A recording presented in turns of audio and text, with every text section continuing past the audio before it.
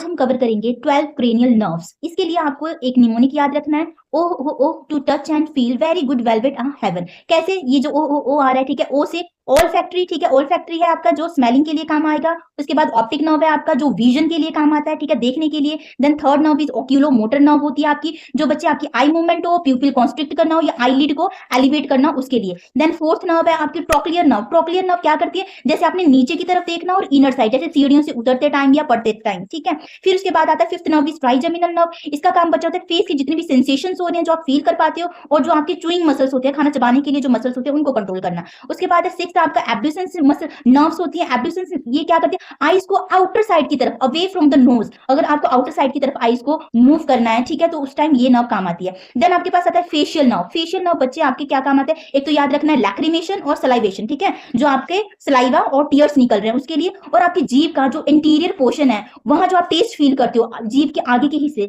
से, ठीक है, उसके लिए भी ये रिस्पॉन्सिबल होता है फेशियल नर्व। देन उसके बाद आता है वेस्टिबुलर कोक्लियर नर्व। बच्चे ये आपको पता है हियरिंग के लिए और उसे बैलेंस करने के लिए। देन ग्लोसोफेरिंजियल नर्व आती है आपकी फेशियल की तरह। ग्लोसोफेरिंजियल भी आपका वही टीयर्स और सलाइवा को कंट्रोल करने के लिए, बट इसमें आपका जो टेस्ट है टंग के पोस्टीरियर हिस्से से जो आप टेस्ट सेंस करते हो वो इसकी वजह से होता है, ठीक है, ग्लोसोफेरिंजियल की वजह से। वेगस नर्व बच्चे ये बहुत ही बड़ा नर्व है, ये बहुत फैला हुआ है, तो वेगस नर्व वंडर्स एवरीवेयर, ऐसे याद रखना है। ये आपका वॉइस के लिए जो अभी मैं बोल रही हूँ, ठीक है, और हार्ट में आपके लो हार्ट रेट को लो रखता है, ठीक है, पैरासिम्पैथेटिक सिस्टम के थ्रू काम करता है। और अगर स्टमक की बात करें तो आपके स्टमक मूवमेंट होगी, गट मोटिलिटी होगी, ये सारे का सारा काम वाइटल ऑर्गन्स का भी वेगस ही करता है वॉइस के साथ साथ। देन एक्सेसरी नर्व की बात करें बच्चों, एक्सेसरी में आपका आप हेड और शोल्डर्स को जो मूवमेंट करते हो, ठीक है, हेड आप लेफ्ट राइट टर्न कर रहे हो, वो with the help of this muscle sternocleidomastoid muscle की वजह से आप मूव कर पाते हो हेड को लेफ्ट राइट में। और उसके बाद ट्रेपीजियस मसल के थ्रू शोल्डर्स को मूव करते हो, ठीक है, ये दोनों हेड और शोल्डर को राइट लेफ्ट टर्न करना ये एक्सेसरी मसल का के अंडर ये कंट्रोल होता है। Then last is your hypoglossal,